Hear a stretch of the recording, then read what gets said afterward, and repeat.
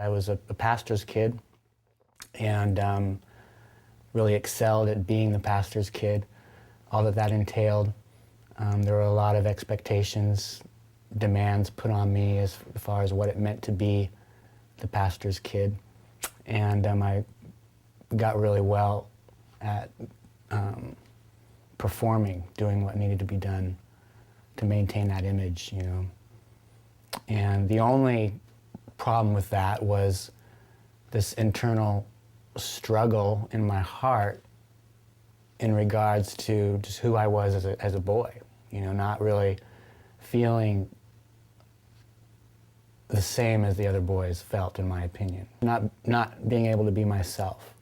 God forbid anyone should know the real me. And I think from a very early age, there was so much emphasis put on the image that I needed to maintain that there wasn't room for what was really going on in my heart. And yeah, I felt it most profoundly when I was introduced to masturbation through a friend of mine, a mutual friend, or a couple years older than I was. And that awakened all manner of chaos. And at the same time, what I found in that was this affirmation that I desperately needed and desperately wanted. And the conflict in trying to be who I was supposed to be with who I was feeling like I wanted to be just caused this great struggle. It was a person in my life that I really looked up to, and so there was a real just longing in my heart to know that they liked me, that I was good enough for them, that they saw me as equal. They saw me as someone who was another guy that they could relate to. And I took, you know, that interaction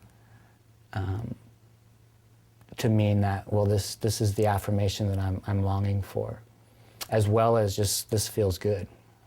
In the midst of that, my friend's mother caught us in the act. And so I went from this feeling of, you know, great approval and you know, the sexual feeling to this overwhelming sense of shame being caught in it. And immediately I knew that it wasn't something that I could do, something that I could be. And so years beyond that, there was again this longing and this desire for it, and this intense shame for feeling it, this shame for wanting it, and really wanting to pursue it. It was all focused on my need for love, really. On an emotional level, my father was present physically, but not present emotionally. And not always present physically. You know, his job at the church, in addition to a second job, left him away quite often. And when he was home, he was emotionally absent. My mother was very present emotionally, and yet at the same time, she was the one who demanded the most from me, performance-wise. There wasn't an emotional enmeshment. In fact, there was a distance when I noticed at an early age where we were close, affectionately, physically affectionate at a young age, but at a certain age, I remember distinctly where she backed off. And, you know, I don't know if suddenly it became uncomfortable for her to be affectionate with me.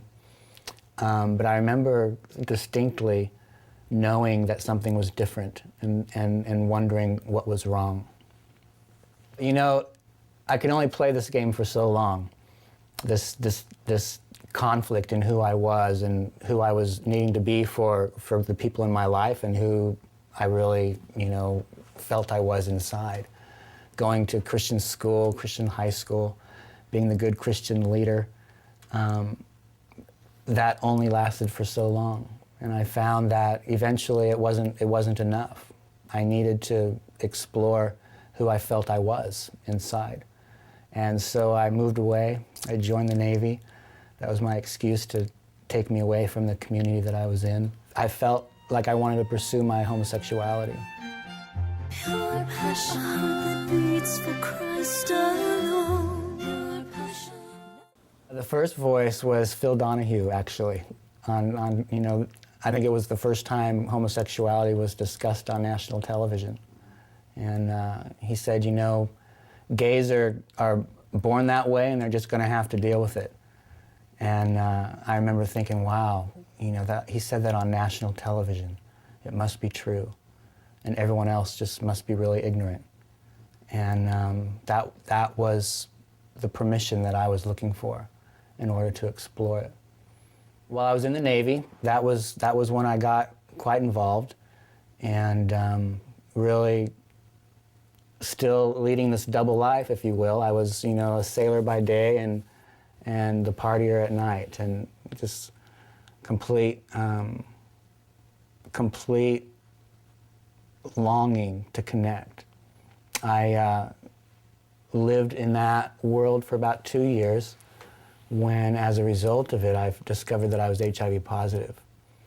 And for the first time, I had a chance to see just the reality of the choices I was making. It really gave me a pause to look at the relationships I was involved with, look at the emptiness and the shallowness of those relationships, and to really see where I had ended up in the midst of my choices. My parents had no idea because I was still telling them about the great church I was involved with and just giving them the image I felt they needed to see in order to love me, in order to approve of me. I was 21, 1989. Well, it's funny, I got to a point in my thinking where I didn't need them anymore. And I sat them down. I really felt like they weren't going to be able to love me in the midst of my choices. And in fact, I didn't need them anyway. And so I sat them down and basically said, I'm gay and I'm HIV positive. Deal with it, was my attitude. And what did they do? well, they were silent for quite some time. And finally my dad said, well, I'm going to have to give up the church because if I can't bring up a son, how can I bring up a church? And what I heard in that, for the first time, was that when it came right down to it, I was more important to him than the church. It went against everything I had believed up to that point. And for the first time, really, what I found was his love for me, in spite of my reality, in spite of who I really was. It was a real love. It wasn't manipulated and it wasn't contrived based on some image I could give to him.